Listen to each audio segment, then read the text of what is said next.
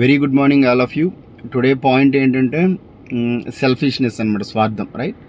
So జనరల్గా మనం చుట్టుపక్కల కానీ మనం కానీ కామన్గా సెల్ఫిష్నెస్, స్వార్థం అంటే you're thinking in a negative terminology, right?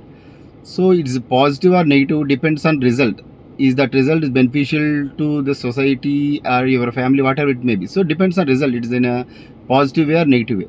So ఇవన్నీ పక్కన పెడితే, సో ఈరోజు పాయింట్ బేసిక్గా ఏంటంటే 1 hour per day complete selfish అంటే నథింగ్ బట్ ఏంటంటే మనము మన గురించి కంప్లీట్గా 1 డేలో 1 hour సెల్ఫిష్గా బతకండి ఇస్ బెటర్ థింగ్ అనమాట. ఎలా అంటే ఆ సెల్ఫిష్నెస్ కూడా ఏంటంటే మళ్ళీ ఏదో రీల్స్ చూసుకోవటం, సో నథింగ్ బట్ ఎక్కడో కూర్చొని గేమ్స్ ఆడుకోవడం కాదు, completely for your health and fitness అనమాట.